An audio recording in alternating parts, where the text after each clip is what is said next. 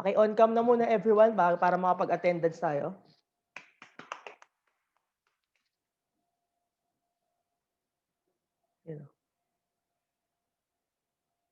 Pa-on cam na muna. Yan. So yung discussion natin ngayon medyo mahaba. Kaya kailangan matapos tayo on time. Kaya papaspasan natin to sa lalong madaling panahon. Nabutuloy ako. Lang.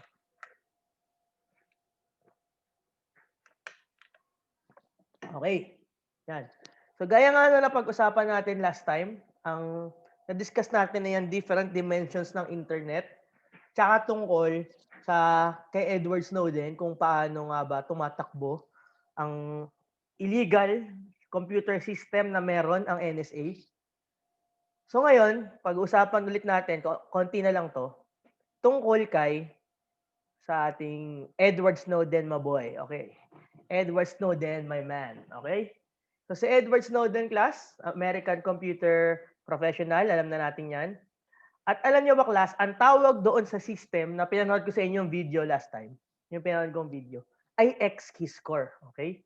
So yun yung tawag sa secret computer system na meron ng NSA na kung saan, dito yung ginagamit nila para magkaroon ng illegal mass surveillance. So formerly secret siya.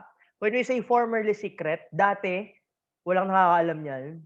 Pero ngayon, exposed na po sa lahat ng tao yan dahil nga inilantad na ni Edward Snowden. So yun nga, nag-whistleblow si Edward Snowden last July 2013 lang. Yan. So saan niya in-expose yan?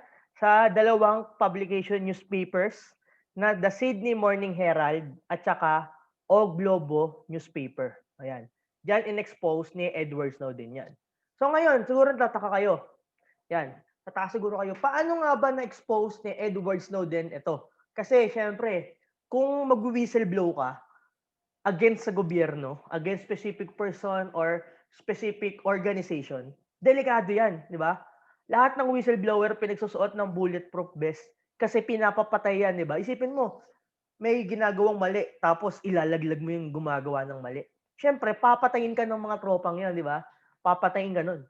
So, naisip na ni Edward Snowden yun, baka patayin siya. At saka ano pa, pag mag-whistleblow ka, kailangan mo ng mga ebidensya. Okay? Eh, yung ebidensyang ito, class, nandoon sa mga computer sa loob ng pinagtatrabahuhan ni Edward Snowden sa NSA. So, ito yung situation, class. Para makuha mo yung mga ebidensyang yon, kailangan mong ilagay yan sa storage device. Halimbawa, sa flash drive, sa SD card, sa hard drive, so doon mo ilalagay yan. Ngayon, papasok doon sa opisina, ini-scan yung buong katawan, buong kaluluwa ni Edward Snowden, nakikita doon kung merong storage device na dadalhin, papasok at palabas. So, tinitignan yung storage device, papasok at palabas. Ngayon, paano nakopya ni Edward Snowden yung mga ebidensya tungkol sa X-Keyscore? Panoorin po natin yan. Okay, panoorin natin. So ito, alam na ni Hasul to eh. Christian Hasul eh, di ba? Pinanood ko rin yun, sir eh. Ayun o, pinanood din pala ni Leonard. Yan, so alam niyo na to. So samahan natin manood yung mga kaklase niyong hindi pa nakakaalam. Okay. So ito, paano nga ba nailabas ni Edward Snowden? Kita ba yung video? Kita? Iyon. Kita ba? Yes, sir. Yan. So, panoorin natin paano niya naipuslit. Ito rin yung mga files.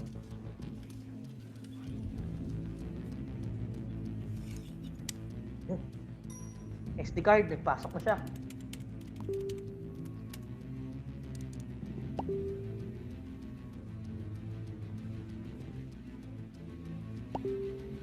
So yan yung mga ebidensya.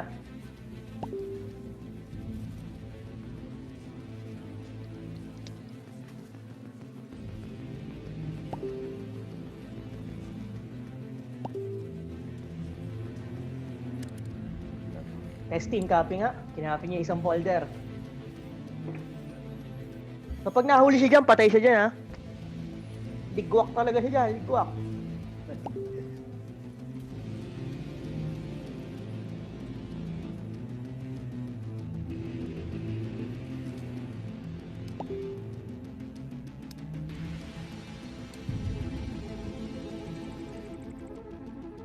Yan, nanggigil na siya, no? Kinapi niya na lahat. Nanggigil na talaga.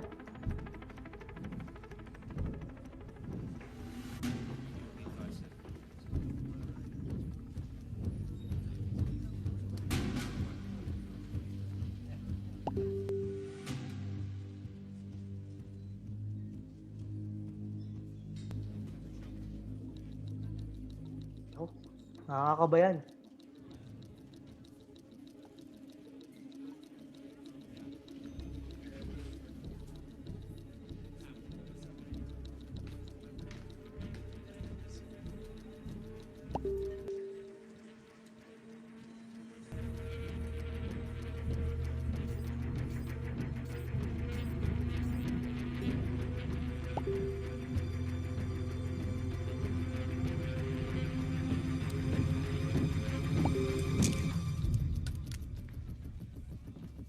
Naku po, nalaglag pa.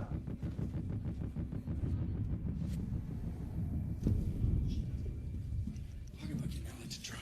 Yeah. Oh, is it? Trouble with the Navy? Those idiots ripped some bullshit piece of Israeli code and jammed it down our payload. Can you fucking believe that? Script kiddies. I know. I should listen to you. God damn it. Is this it? Yeah, this is it. I'm gonna make the goddamn Israelis take the fall for this. Yan, so pinrotektahan siya, no? Isang empleyado.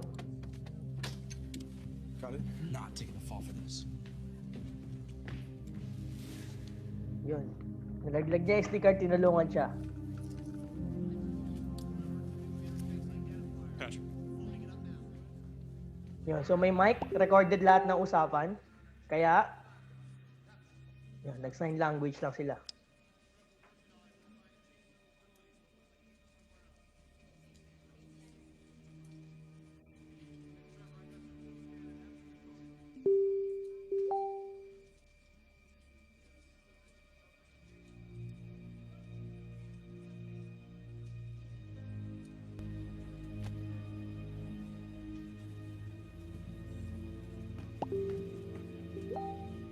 So ito yung problema, paano niya mailalabas yan? Kasi may scanner.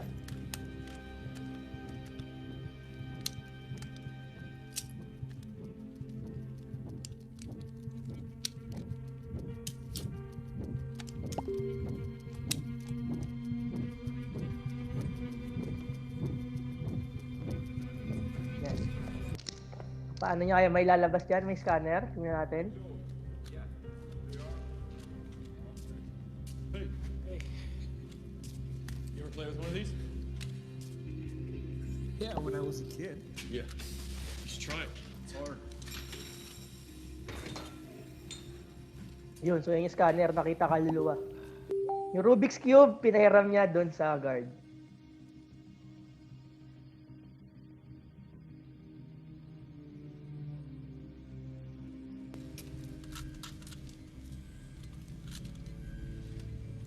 I can't figure this out.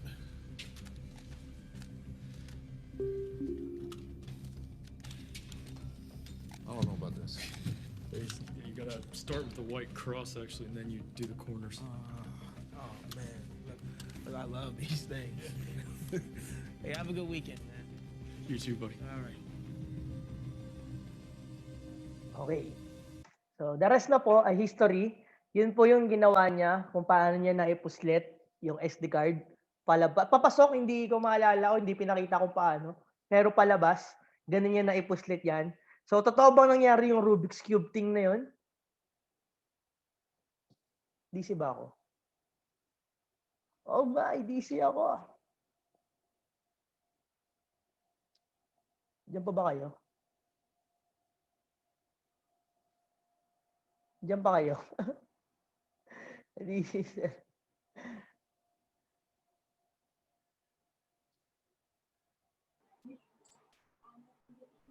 Yo, DC ako, no? Lupit, diba? Salita, wala na pala kayo. Diyan pa ba kayo? DC ako eh. Hello? Hello? Hello? Ay, na-DC ako. Ako yun. Hindi kayo. Ako Hello? na-DC. Rinig niyo na ba ako? Rinig niyo na ako? Opo, sir. Yun, no? Nagpula kasi Apo, yung, sir. nagpula yung PLDT dito sa school. Nasa globe ako yung kumunik. So, chill lang kayo. Baka maglag pa ako dyan. Okay. So, totoo yun, class. lahat po ng nangyari tungkol sa Rubik's Cube na eksena. Yan. So, nakatingin ako sa mukha niyo kung kumukurap pa kayo.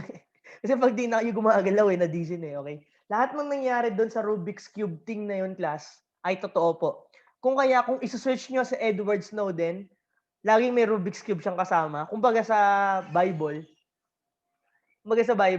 si Peter, di ba laging may manok, tandang nakasama si Peter sa Bible. Dito naman si Snowden, Rubik's Cube yung kapartner niya lagi kasi yun yung pinaka-trademark niya na nangyari.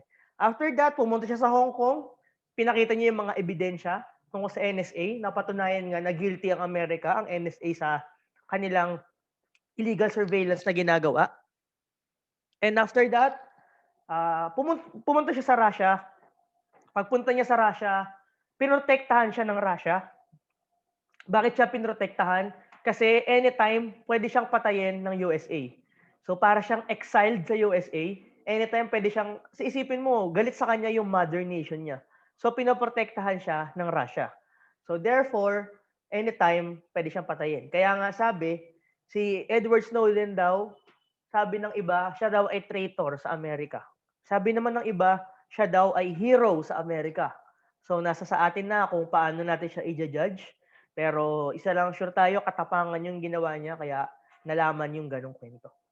So ngayon, dahil dyan, alam na natin ang tungkol sa ating uncertainty sa safety sa internet. Kung kaya naman, i-define natin ng internet as information superhighway. Bakit information superhighway, di ba? Kasi di ba sa kalsada, anything na maiwan mo sa kalsada o ma-drop mo sa kalsada, yon ay hindi na sa'yo. Kumbaga, napakaraming dumadaan sa kalsada, napakaraming pwedeng makakuha ng bagay na iniwan mo o nilagay mo sa gitna ng kalsada, sa highway.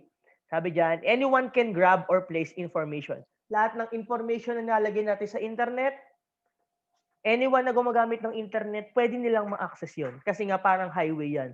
Pag nakalaglag ka ng pitaka sa highway, lahat ng dumadaan doon, pwedeng makuha yung pitaka mo. Kaya, ang internet ay prone din sa cybercrime. Pag-aaralan natin yan sa mga susunod pang lesson. So therefore, magbibigay ako ng ilan sa mga tips. Bibilisan ko lang tong part na to sa tips na to.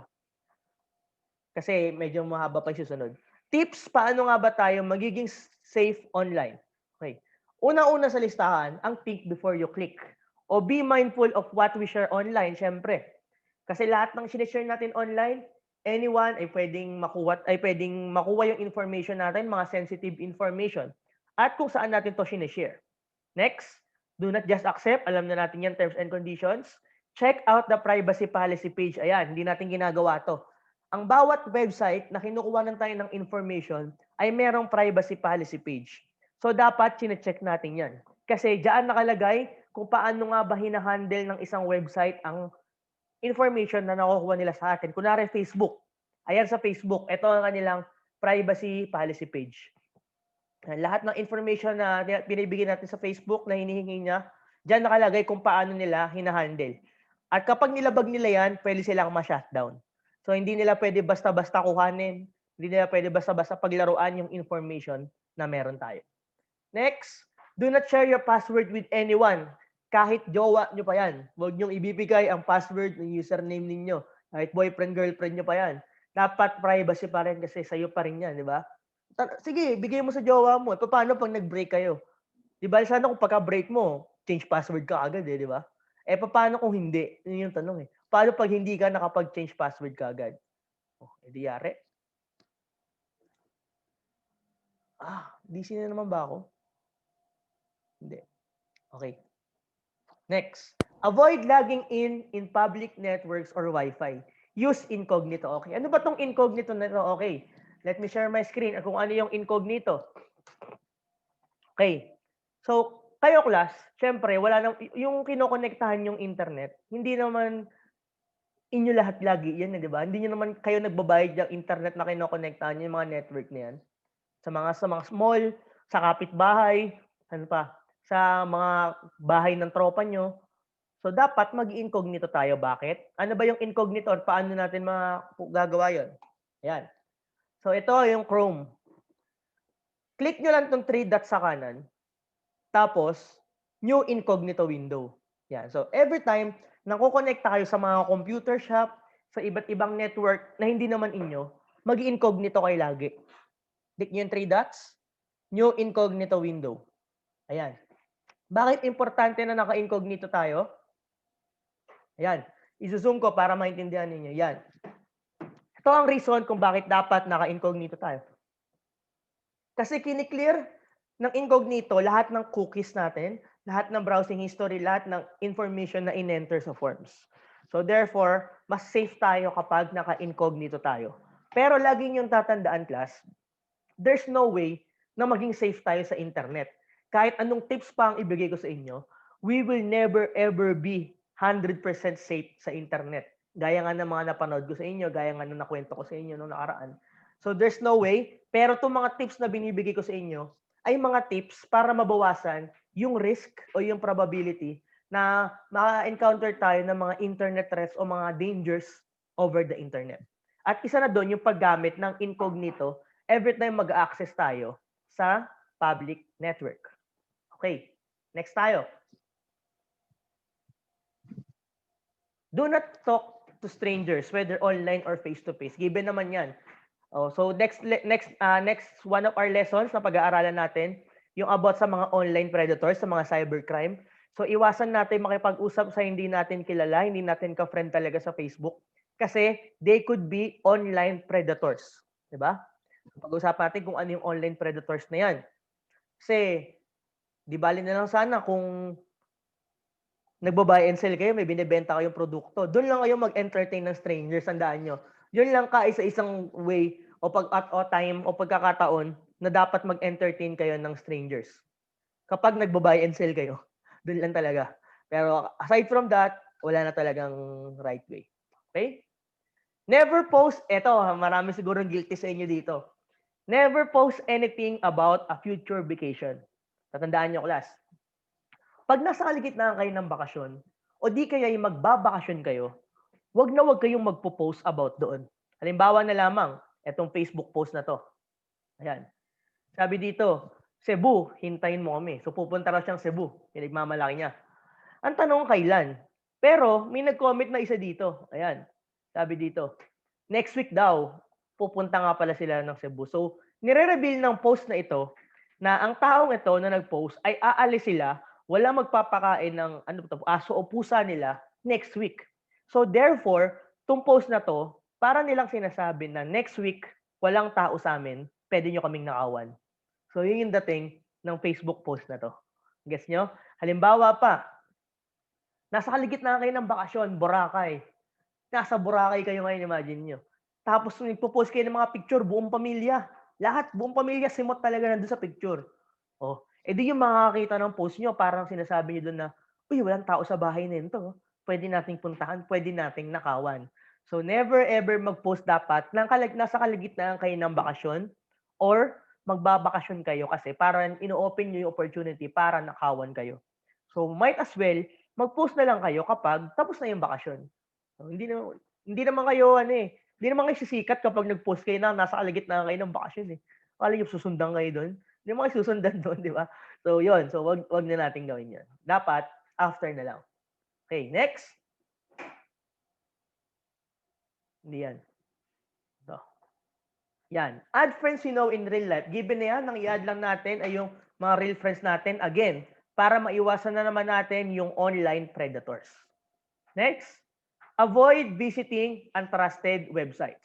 Paano ba malalaman kung trusted ang isang website o hindi? Sabi mo dyan, sir, iwasan daw namin ang pagpunta sa mga untrusted websites. So, paano? So, let me share my screen again. May nakita ko chat. Sir, ano po yung purpose ng cookies or ano po yun? Cookies is masyadong technical term pero one of the relatable siya sa session. So, hindi nyo lang alam, kada nagla-login kayo sa mga websites, nasa-save yung cookies tsaka session natin. So, too technical siya, pero paano ba mas mababaw kung term sa inyo? Parang, session kasi, paano ba i-explain sa inyo? Nang mas mababaw lang. Para siyang information within the web server na nag-login ka. Parang ganon. Parang, logs na nag-login ka. Medyo nag-guess nyo na ba? Parang logs na nag-login ka sa website nila. Yun, yung gano'n na lang. Mas mababaw akong explain sa inyo. Cookies, yun yung cookies. Relatable sa session na hindi ko na lang din explain sa inyo. Okay, so let me share my screen again. Yan. So ito, punta tayo sa isang trusted website muna. Yan. Facebook.com. Kung mapapansin nyo, pagpunta ko sa Facebook.com, sa tabi ng URL tab, meron ditong padlock. Okay, kita nyo itong padlock? Kapag clinic ko yan, lalabas yung information ng website.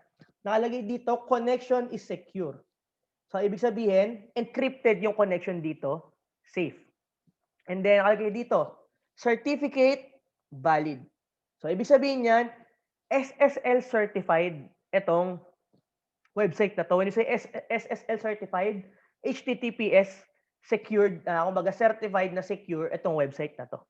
Okay. Punta naman tayo sa isang website na hindi secure o not trusted website. Baidu.com. Okay. So, isang sikat na search engine, I think sa China yata to. Yan, itong Baidu.com. Kung mapapansin ninyo, sa tabi ng URL, wala yung padlock. Kumpara dito, ito yung padlock. Oh. Dito, ay merong caution button, tapos may nakalagay na not secure. Kapag clinic ko yan, nakalagay dito, your connection to this website is not secure. Wala yung certificate na nakalagay kanina dito. Tapos nakalagay dito, wag daw tayo maglagay ng sensitive information natin like password, like username, like credit card, bank accounts. Kasi nga, hindi raw secure yung connection dito sa site na to. Kumbaga, hindi trusted tong website na ito. Hindi pa siya certified. Okay. So, kung mapapansin ninyo, class, ito, relate kayo dito. Yung mga pinapanoran nyo ng K-drama, mga anime, mga movies, mga manga, binabasaan nyo yan, kadalasan yan, not secure yung mga website na yon. Pag nakikita nyo dito, not secure.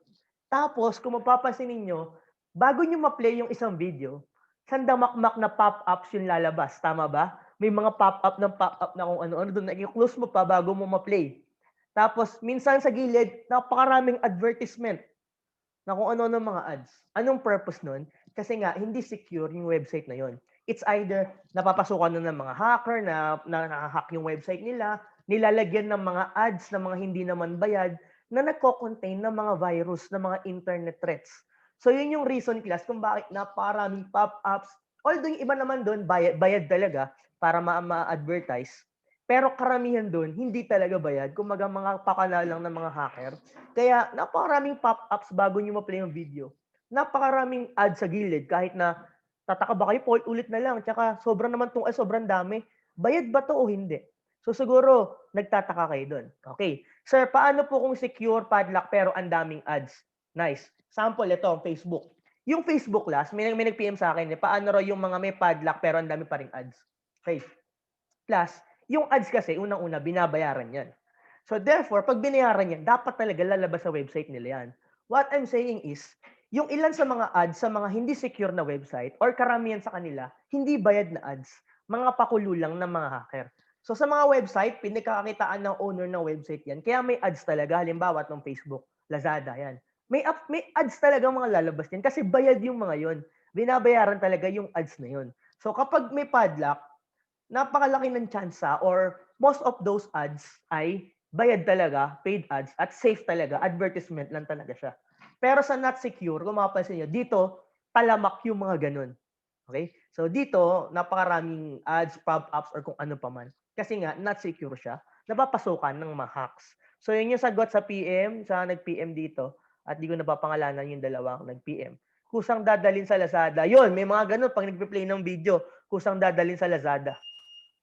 I think, yun bayad naman ata yung part na yun, yung nagpupunta sa Lazada. Pero yung iba, pakala ng mga hacker lang din yun para daling ka sa Lazada. Okay? So maya pag-uusapan natin yan. Sila ngayon. May 30 minutes pa. Ayan. Install and update an antivirus software.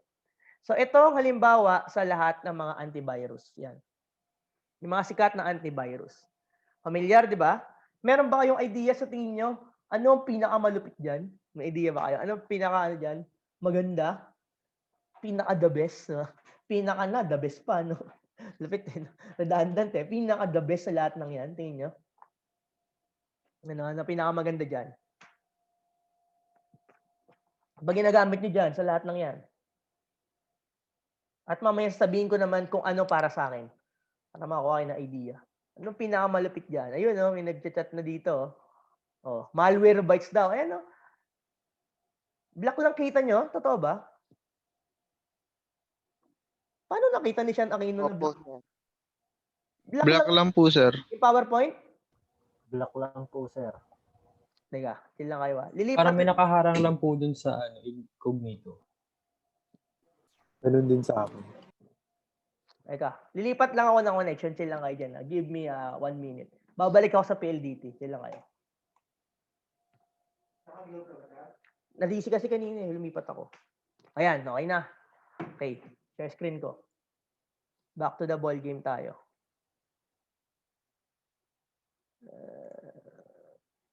Yan, okay na? Okay na? Opo, sir. Ayan. Opo, So, sir. ayan. Sa tingin nyo, anong pinakamalapit dyan na antivirus? Idea. Okay, sa akin nyo lang maririnig to ah. Para sa akin, ang pinaka-the best, grabe yung pinaka-the best talaga yung redundant eh. Ang pinaka-the best dyan sa lahat ng yan, class, ay ito. Joke lang, wala. Wala. Wala ang pinaka-the best sa lahat ng yan. Okay, alam nyo bakit? Okay, so sa akin nyo lang marinig tong explanation na to. Sa akin lang. Sa isipin nyo, class. Lahat ng yan, mga antivirus. Lahat ng yan, may mga version, di ba? Lahat ng yan, may mga updates. So, may mga updates yan. Isipin nyo na lang, class, napakarami yan, din dami-dami nilang magkakalaban. Napakaraming, sa lahat ng tao na meron na yan, hindi nabibili ng iba pa. Kunwari, kumuha ka na ng AVG, hindi ka nabibili ng iba pa. Kumuha ka na ng Avast, hindi ka nabibili ng iba pa kasi ginagamit mo na. Di ba? So, kung mapapansin ninyo, sa kanya marinig ko, i-expose ko sila. Walang pinaka-safe dyan, walang pinaka-the best. Kasi, yung mga gumagawa ng mga antivirus na yan, sila rin yung pinagmulan o mga may pakana kung bakit nagkakaroon ng mga bagong virus. Nagas nyo? So sabi ko, yung gumawa niyan, yung mga gumagawa ng mga antivirus na yan, sila rin yung may pakana, sila rin yung mga nagsisimula ng mga bagong virus. Bakit? Unang-una, business. Business purposes. Imagine mo, gumawa ka niya, developer ka ng isang version ng antivirus. Paano kung mayroong mas magandang antivirus na iba? Eh di doon yung bibili nila. O kaya binili nila sa'yo. Hindi na sila gagastos. Hindi ka nakikita. Kung ilan bumibili sa'yo, yun lang kikitain mo. Pero, tandaan mo, yung mga gumagawa niyan, sila, skilled sila para gumawa ng antivirus. So therefore, skilled din sila para gumawa ng virus. Nagets niyo? Kasi kaya nga nilang kontrahin eh. So kaya rin nilang gumawa niyan. So therefore, yung ilan sa mga gumagawa niyan, mga trabaho diyan, sila rin yung gumagawa bukod sa hacker, bukod sa mga hacker, gumagawa din sila para kapag may bagong virus na nakasira ng isang antivirus, maglalabas sila ng mga update na o kaya version na babayaran uli ng panibago para matalo yung bagong virus, para ma-secure. Kaya kung mapapansin nyo yung mga antivirus, hindi nauubusan ng mga updates yan. Lagi na lang mga bagong update ng update, bagong version. Bakit? Kasi may bago at bagong virus. Bakit? Para kumita sila ng kumita. Hanggat may bagong virus, may pera ang mga antivirus developer. Tama ba? So, diba? Parang negosyo. Tuloy-tuloy lang kayong gagawa ng virus. Sir, Oh. sir. Yes. May tanong po ako, sir. Ano po yung kumalat nung 2000, sir, early 2000, yung I love you virus, Okay, sir. chill ka lang. Gawa ng mga Pilipino. Yes, thank you. Si Hasul ba to? Si Hasul ba yun? Opo, sir. Ayan, chill ka lang pag-usapan natin mamaya yan. Promise, Hasul. Kukwento ko sa'yo lahat yan. Mula ugat hanggang dulo. Hasul, pag-uusapan natin mamaya yan. Okay? So, actually, hindi siya virus. So, mamaya malalaman mo kung ano yun. Thank you, Hasul. Thank you. Okay. So, ito. Balik tayo dito. Ayan. So, yun nga, gaya nga na sinabi ko. Wala talagang pinaka-the best dyan. Kasi nga, lahat ng yan ay patuloy na nag-upgrade pa. Kasi nga, may mga nade-develop ang virus talaga. Pero ako, ang ginagamit ko ngayon ay Windows Defender sa Windows 10. Kasi maganda ang Windows Defender class sa Windows 10 eh. Pero kung Windows 7 yung gamit nyo, tapon nyo na yung Windows Defender nyo. Wala talaga. Walang kasilbi-silbi yung Windows Defender ng Windows 7. Promise. Lahat ng virus nakalusot nyo dyan. Pero sa Windows 10, maganda yung update nila na Windows Defender.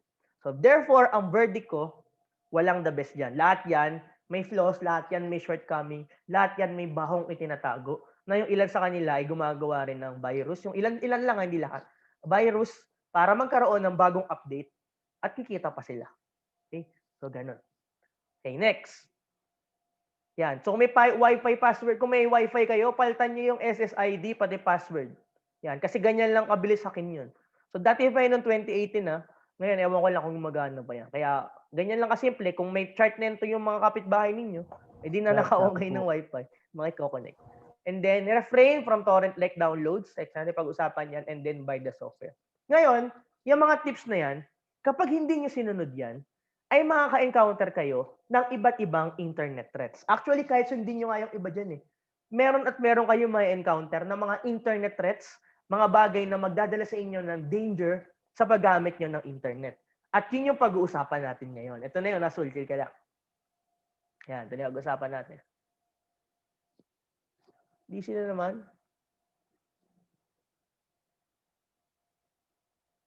Di sila naman.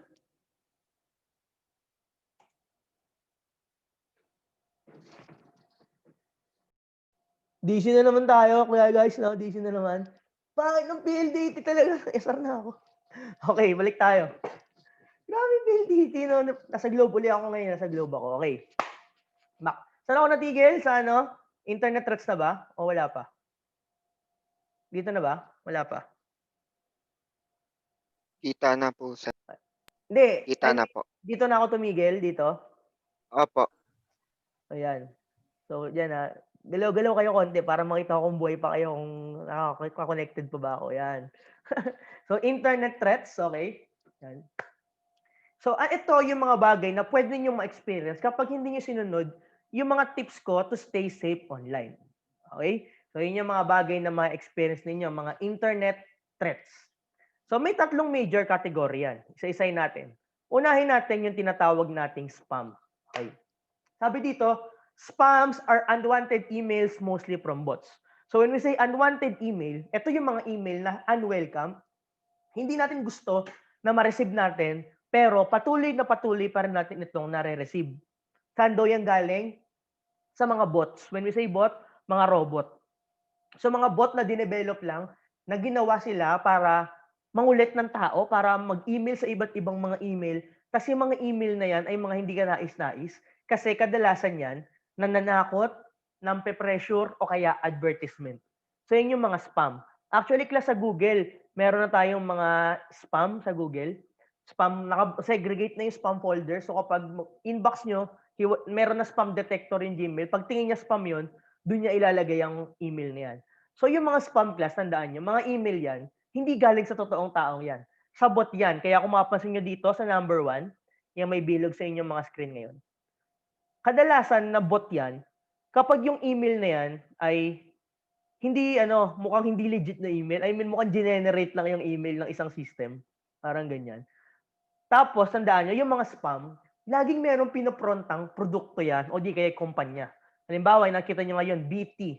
So, BT company yung pinopronta nila. Ano yung kategory ng mga spam? Merong iba nangungulit na advertisement ng mga promo sale, mga sale, yun yung mga percentage ng sale, mga nampe-pressure, tulad niyan, masususpend daw yung account mo. Sabi ng isang spam niyan. Facebook account mo rin masususpend. So, yun yung mga example ng mga pampe-pressure. At kadalasan yan, yung mga spam na yan, merong nakadikit na link. Ito, mapapansin nyo, number 2 may bilog. May link na nakadikit. So, aminin nyo man o hindi, yung mga email natin, nakaka-receive ng mga ganyan talaga para mambiktima. Okay? So, mga spam yan, email sila, makulit, napakarami, maraming email, maraming de-develop ng ganyan. Email para mangulit, para mam-pressure, ganyan lang talaga yung purpose nila. So, threat sila, bakit? Kasi meron silang binibigay na link. Ayan, o kaya may pinapa-download. So, yung link na yan na binibigay nila, class, kapag linik mo yan, dediretso ka sa pangalawang uri ng internet threat. Ano yung pangalawang uri na yon? Phishing. Diyan na papasok yung tinatawag nating phishing. So, combo yan dalawang yung class, magka-combo yan. Spam tsaka phishing. So, una muna, makaka-receive ka ng email. Pag nagpadala ka sa spam email na yon, may phishing, may link doon na ililink sa'yo, na kapag pinuntahan mo yung link na yon, ay biktima ka na ng isang phishing website. So, ano yung phishing website? May goal yan na makapang-hack ng password, ng credit card, ng bank account, or any sensitive information. Yon ang mga phishing sites. Ano halimbawa ng phishing sites? Halimbawa nito. Yan. Ibig sabihin ba niyan, phishing site ba ang Facebook? Hindi. Tandaan nyo, class. Ang phishing ay sila yung mga nanggagaya ng itsura ng website, ng isang sikat na website o isang sikat na kumpanya para mang-hack. So ito, kung titingnan nyo sa itsura sa screen nyo, class, Facebook na Facebook yung datingan niya, di ba? So kung hindi ka masyadong sanay sa internet, akalain mo Facebook talaga to. Ngayon, paano malalaman kung phishing site yan? Tignan nyo yung website. Ito. Itong binibilugan ko dito. Yan. Kung makikita ninyo, walang kabakas-bakas ng Facebook yan, di ba? Kasi kung Facebook talaga yan, may nakalagay dyan facebook.com. So walang kabakas-bakas ng Facebook. Pero yung itsura niya ay Facebook na Facebook. Pero alam niyo ba mangyayari dyan pag nag-login kayo? Hindi kayo makakapunta sa loob ng Facebook. Ang mangyayari dyan, yung username at password mo, diretso sa database ng hacker. Ma-hack ka na nila.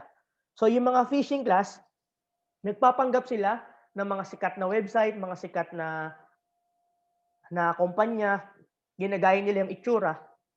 Tapos, ang goal ay ma-hack lahat ng mga i-enter mo dong password, credit card, or sensitive information. So magka-combo silang dalawa. May spam muna, may nakalink sa spam na phishing. So ano yung mga phishing ng mga biktima niyan? Facebook, ano pa, Lazada, mga BPI, yung mga bangko.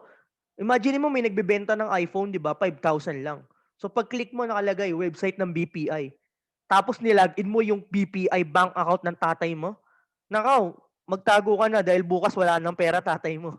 Kasi nilagin mo yung bank account ng tatay mo sa isang phishing website na BPI. Ano mga talamak na ginagamit ng phishing? Sa mga laro yan kadalasan, mga pang-hack na mga laro. Garena. Garena website peke, phishing website. Steam, phishing website. Ayan. Mga pang-hack lang. O, di ba? Kunwari, LOL, mamimigay ng skin. Dota, mamimigay ng Arcana.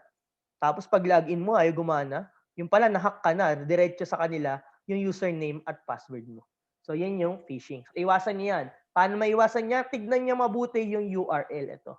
Kung kadikit ba talaga ng totoong website. Kung facebook.com ba talaga yan. So, kadalasan ng phishing nasa loob ng spam. Yes? Ano po yung pinagkaiba ng phishing tsaka farming? Okay. So, si farming is may kinalaman na siya sa DNS. May DNS. Ano sabi ng DNS? Sorry, taga-search ko DNS. DNS meaning. Mutan ko yung acronym eh. Domain name system, okay. Farm din siya ng phishing, kaya lang, gumagamit na siya ng naming system ng computer networks like services na, tawag dito, may kinalaman na sa, parang system generated na siya, something like that, like phone book over the internet. So, ganun siya. So, parang medyo worm type siya. Mamaya pag-usapan natin kung ano yung worm. So, hindi ko na sinama si farming kasi yung mga nilagay ko dito is yung mga posible yung ma-experience. So, hindi nyo naman ma-experience yung about phone book system kasi hindi naman nauso ngayon yung phone book system. Pwera na lang kung gumagamit kayo ng Outlook. So, farming is a form of phishing. Gets? At saka, kaya rin talaga siya tinatawag na phishing kasi parang pamimingwit. Di ba? Sipin mo, pag namimingwit ka, kailangan pasensyoso. Yon. Dapat pasensyoso kapag namimingwit ka. At yung pain mo, hanggat walang kumakain ng pain mo, wala kang mabibiktimang isda, wala kang mabibingwit. Kaya phishing. So, ganun din dito sa mga phishing websites. Makikita ninyo, ito yung pain mo, hanggat walang nagtatype ng username at password nila dyan, wala kang mahahack. So, yun yung phishing. Thank you for that question. Yung farming, parang in-relate naman siya sa isang farming din. So marami. 'Di ba pag farming nagtatanim ka, so marami kang pananim, marami kang pain kasi yun yung mga phone book nga about related sa internet, something like gumagamit na siya ng DNS system. Okay, yun yung farming. So wag na yan, hindi kasama sa exam yan, hanggang phishing lang tayo. Next. At ang pangatlong uri ng internet threat ay yung tinatawag nating malware. Okay. So tatlong uri, spam, phishing, and malware.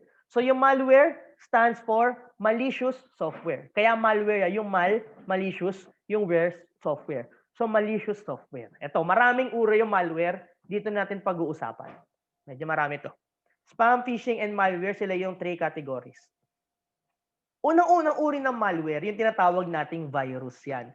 So, mali kasi tayo. Akala natin lahat ng makapipinsala sa PC natin, virus kagad yung tawag natin.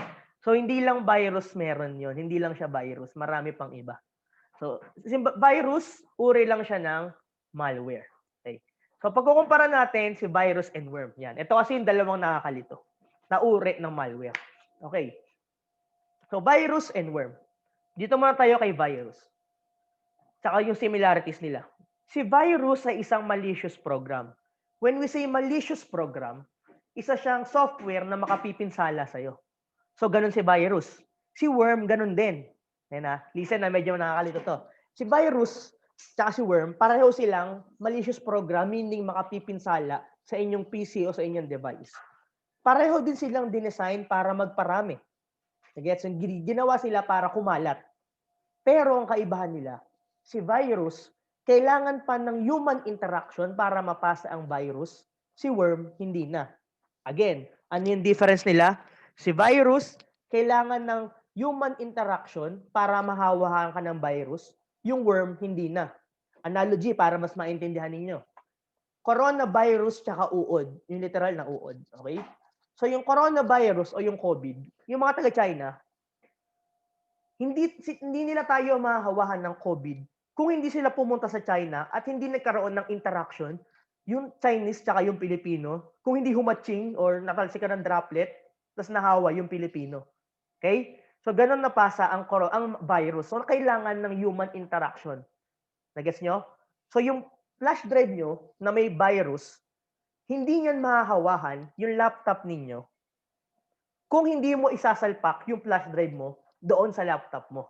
So, yun yung human interaction, yun yung human participation na ginawa para mapasa ang virus. Yung worm, hindi.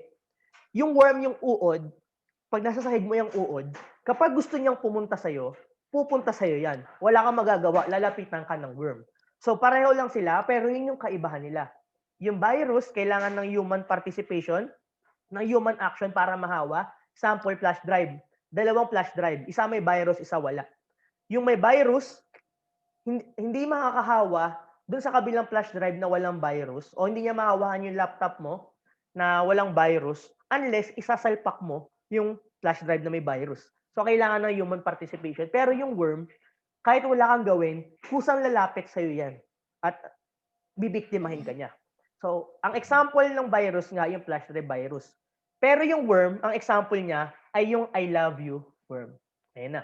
So, eto na, paano na kumalat ang I love you worm? Dito na tayo, John Prince Perez. Okay. Ito na yung pangako ko kay Hasul na pagkukwento ko sa inyo lahat. Okay. So, yung love letter worm o I love you worm, mali kasi yung nasa meme, mali na sa internet, nasa Facebook, na I love you virus to yun. Ang tawag talaga sa kanya ay I love you worm. Worm talaga ang classification nitong malware na ito, nitong malicious software na ito. Okay. So, ganito yan. I think 2000 to 2003, so hindi pa siguro kayo buhay. Tama ba? Hindi pa kayo buhay nun. Sa AMA, si Onel de Guzman, isang Pilipino. So, AMA, tama kayo. Ito yung kay Daniel Padilla. Ayan. So, sa AMA, si Onel de Guzman, nag-aaral siya doon. Ewan ko lang kung scholar lang ba siya o hindi, paano siya nakapasok doon. Pero wala siyang pera. Mahirap lang siya. Now, here's the story. Si Onel de Guzman, meron siyang thesis. Ang thesis proposal niya ay itong I love you worm. Kasi gusto niya mang-hack ng mga email para saan? Para magkaroon siya ng access ng internet. So, syempre, ganun yung plano niya, ganun yung thesis niya, rejected. So, nasira yung plano niya. Ngayon, tinuloy niya pa rin yung thesis niya o yung ganyang naisip niyang malware para makapang-hack. At ito, yung content ng malware. Ayan. Isa siyang email na merong naka-attach na love letter. Okay? Ito yung naka-attach na file, love letter for you. So, syempre, itong strategy to, ang ginamit ni Onel de Guzman ay social engineering. You know what is social engineering? Ano ang social engineering?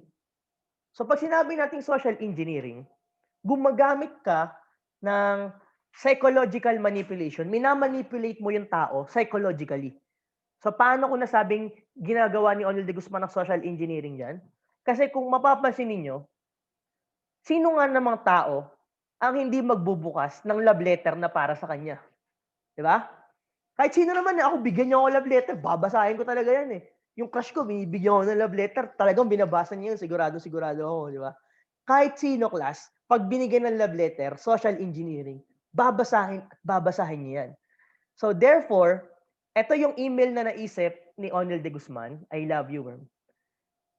Kapag binuksan mo etong file na to, masisira lahat ng Microsoft files mo. Lahat ng files mo like Microsoft Office, Microsoft Word, yung mga document file mo, yung mga Excel file mo, masisira. At hindi lang yon. Lahat ng nasa contacts mo, joke lang, hindi pa next.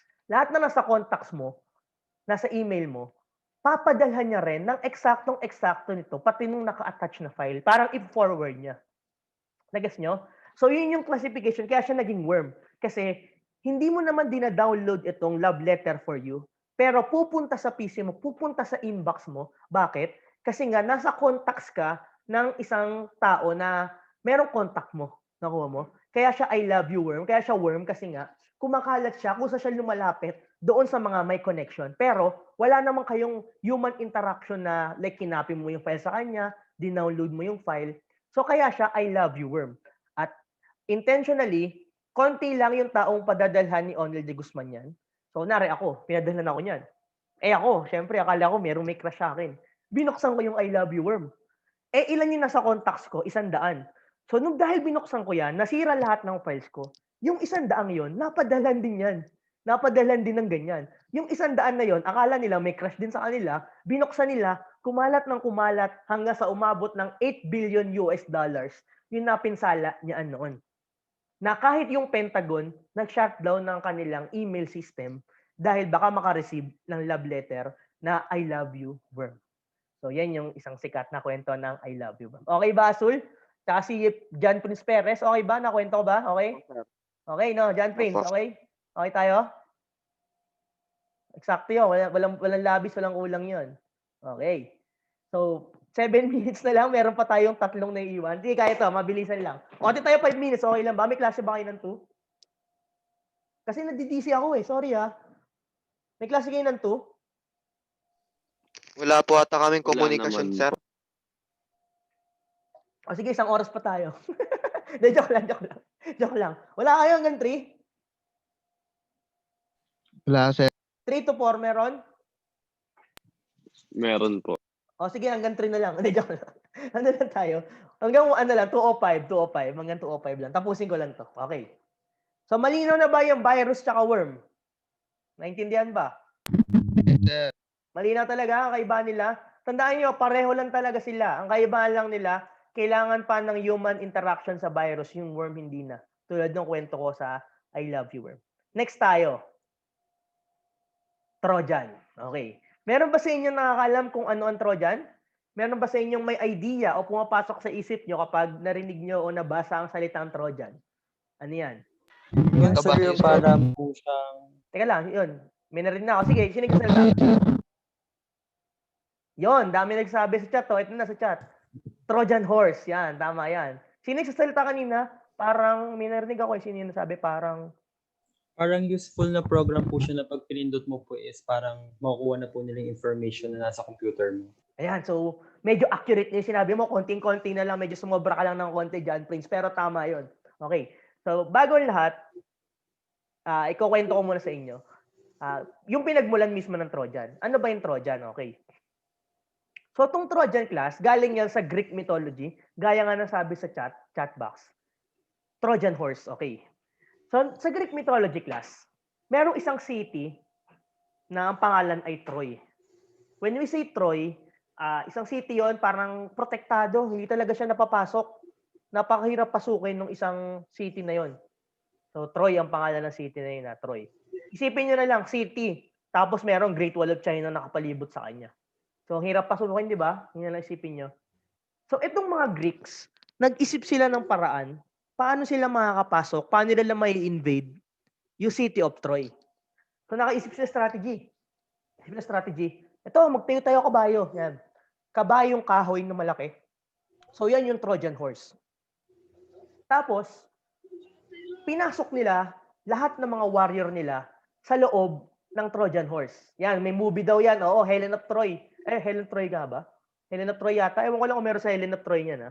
Yung ano na yan. Basta may movie yan, mga Greek mythology. Ayun. So, ayan, balik tayo sa kwento. Gumawa sila ng malaking kabayong kahoy. Yan. Tapos, pinasok nila lahat ng warrior nila. Tapos, sinabi nila na itong kabayong to, iaalay daw kay Goddess Athena. Kaya dapat makapasok sa City of Troy. So, naintindihan niyo ang kwento? Hindi sila makapasok sa City of Troy, wala makapag-invade. Tapos, nakaisip sila strategy na, kunwari na lang, iaalay ito. So, yung term na kunwari, kunwari, iaalay ito kay Goddess Athena para makapasok tayo. At nung nakapasok na sila sa City of Troy, nung gabi na, bumaba na dyan yung mga warrior, sinimulan na nilang pasukin ng City of Troy, pinagkakatay na nila yung mga tao dyan, binuksan na yung tarangkahan, at napasok na rin sa wakas ang City of Troy. So, ganon class ang Trojan. So, kung papansin niyo sa kwento, hindi mapasok yung isang city, yung City of Troy. So, parang PC ninyo, hindi mapasok ng mga hacker. So, anong paraan para mapasok nila yan? Gagamit sila, mang-uuto sila, magpapanggap sila na matutulungan ka ng isang specific na software at kapag pinapasok mo na sa system, yung pag dinownload mo na, tsaka siya sasalakay. Tsaka niya wawasakin yung loob ng pinoprotektahan mong PC. So, ganoon ang Trojan class. Yung Trojan, nagpapanggap na tutulungan ka, pero hindi pala. So, yun. Trojan, disguised as useful software, but is not. So, yun ang Trojan. Ano pa ang Trojan? Meron pang isang uri ang Trojan class. Yung tinatawag nating rogue security software. So, yung rogue security software class, ito yung software na nagpapanggap na antivirus. Again, yung Trojan ay yung rogue security software ay uri lamang ng Trojan. Again, ano yung rogue security software? Nagpapanggap na antivirus, pero sa totoo lang, siya pala mismo yung virus. Nagets nyo? Nagpapanggap na antivirus, pero siya mismo yung virus. Para saan ba ginawa ang antivirus class, di ba? Ginawa ang antivirus para protektahan ka sa virus. Pero sa totoo lang, siya pala mismo yung virus, di ba? Parang sama naman lang, di ba? So yung rogue security software, nagpapanggap na poprotektahan ka, pero sa totoo, sasaktan ka pala. Yon. Yon ang klase ng rogue security software. So kung may mga jowa kayong ganyan, sabihin sa kanya, para kang rogue security software, di ba? Akala ko poprotektahan mo ako. Yung pala, sasaktan mo ako. Yung parang ganun, parang kang Trojan. Akala ko makakasama kita. Akala ko tutulungan mo ako sa hirap at ginawa. Pero, sasaktan pala ako, di ba? So, yon ang Trojan. Yon ang rogue security software. Malinaw kung ano yun? Okay, next. Last three na maikli. Spyware. Yung spyware class, spy, kaya nga spy eh.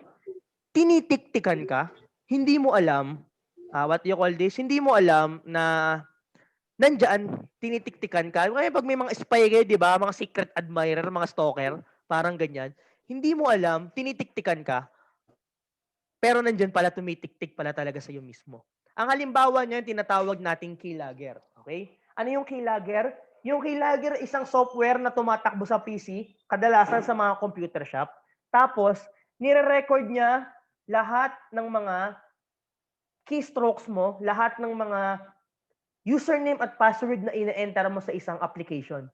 So, mga biktima niya, kunwari sa Steam, may keylogger yung Steam. Hahakin yung Dota account mo, di ba? Hahakin yung CSGO mo. Garena, may keylogger yung Garena. Naglagay ng keylogger sa computer shop, tapos nakaset yung app na Garena.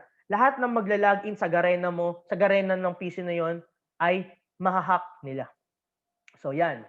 Yan yung tawag dito, keylogger. So, keylogger, programs running within your background without you knowing it. So, paano natin may iwasan ng keylogger? Let me share my screen again. Ayan, tips to para maiwasan ninyo. Sa PC ninyo dito, class, na to, mag-alt control delete kayo para sa task manager. Ayan, para sa task manager. Tandaan nyo, class, lahat ng keylogger, lahat ng spyware, matatagpuan nyo dito lahat yan dyan. Tumatakbo yun dyan. Walang keylogger na wala dito, tandaan nyo. So, mas maganda pag nasa computer shop kayo at narinig nyo na maraming nahahack doon, Hanapin nyo dyan kung meron dyang keylogger. Usually naman class, lahat ng keylogger. Yung mga file name nila, yung mga application name nila, pang-keylogger na pang-keylogger yung datingan. Tapos kadalasan, ang logo nila, mata. Dahil laging mata yung logo nila. So maghanap ka dyan ng pangalan keylogger, something like that. Kadalasan pinagmamalaki pa nila, best keylogger daw sila. So ngayon mo lang, pag nakita mo, right-click mo, sabay entas mo. O, dito patay ang keylogger, tapos. So yun yung spyware. Example ng spyware ay ang keylogger na pwede nyo ma-experience. Last two, adware. Yung adware, ito yung sinasabi ko kanina sa mga untrusted websites. Adware, advertisements with malwares attached on it. Halimbawa, etong mga ito, yan. Mga nanalo ka ng 10,000 pesos, nanalo ka ng PC, meron pa, pag nahuli mo yung bola, meron ka ng $10 million, mga something like that. Yung mga PC sa Windows 7 class, ito yung mga PC na bumabagal na. At kapag mabagal na yung PC nyo, marami ng ganyan, marami ng pop-ups. Ibig sabihin nun, may adware na kayo. Marami ng advertisement yung PC ninyo labas kung saan-saan. Tapos, pag click mo, pipilitin kang mag-download ng kung ano-anong mga software. So, ganon yung spyware. Gumagalaw pa, yung gumagalaw yung buhok. Tama pa.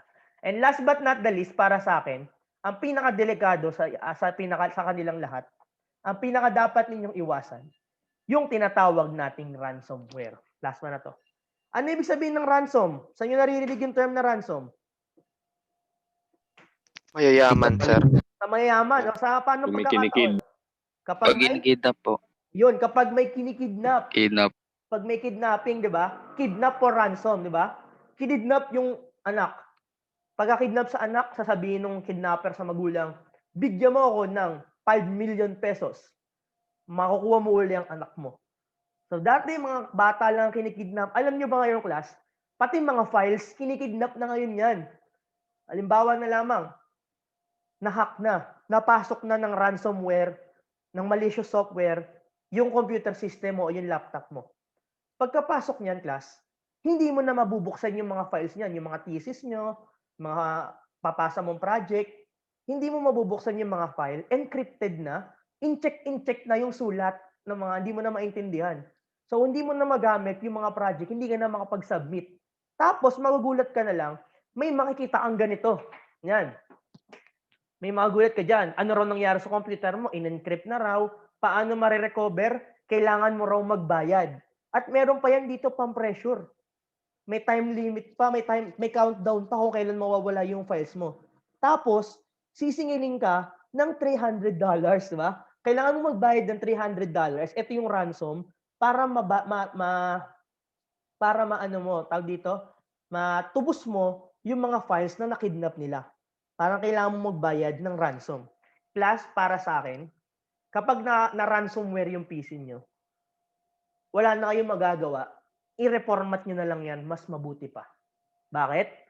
Makareceive ka man ng spam, email lang yan. Phishing, huwag kang mag-login, bantayan mabuti yung URL. Mga virus, malilinis yan ng antivirus yan. Mga quarantine, mariremove. Pero yung ransomware class, ito yung pinakamatindi ngayon eh. Kasi nahack na yung buong computer system mo. So therefore, kung nahack na yung computer system mo, hawak na nila lahat yan fully, tinetesting lang nila kung magbabayad ka. So, mahal na mahal mo yung files mo. Ang gagawin mo, magbabayad ka. Ano ngayon kung magbayad ka? Sigurado ka ba na kapag, what do you call this? Sigurado ka ba na kapag nagbayad ka, ibabalik nila yung files mo? Yun yung tanong eh. Paano kapag inisip ng mga kidnapper ng files mo, mga naka-access ng files mo? Hala, inano pala niya, nagbayad siya, utu-utu siya. Therefore, sisingilin ko uli siya. Oh, nagbayad ka 300, ay kulang pala, dagdag ka pa. So nakuha nyo, parang inuuto ka nila kasi nagbabayad ka, utu-utu ka. Di ba? Oh, so, yun yung dating class. Kaya para sa akin, ay i-reformat mo na yung PC mo kapag na-ransomware ka kasi walang kasiguruhan na ibabalik nila yung files mo. O pwede ibalik nila sa'yo, mabait. Swerte mo pag mabait. O di kaya nagbayad ka, ibabalik nila sa'yo, after 1 month, ganun uli. Kasi nahack na nila yun eh. So ganun uli, ilalak uli nila yung mga files mo after 1 month. So, walang kasiguruhan. Minsan kasi, sobrang, what do you call this? Sobrang importante para sa atin ng Binaril lang ako. Binabaril ako temperature. Yan. So, minsan kasi sobrang importante ng files natin, di ba? Sabi natin, sobrang importante ng files ko, ayokong mawala sa akin yun. So, hindi mo alam. Mas lalo kang mapeperwisyo, mas maraming mawawala sa'yo kapag hindi mo nilet go yung files mo. Sabi nga ng isang famous lab quote, di ba? Sometimes, holding on does more damage than letting go. Nice, di ba? Sometimes holding on does more damage than letting go. Minsan, akala mo, mas masasaktan ka kapag bumitaw ka.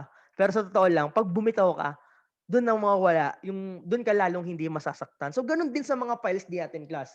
Kapag na-ransomware ka, doon na papasok yung i-let go mo na kumpara sa kumapit ka pat, lumaban ka pat, magbayad ka pa.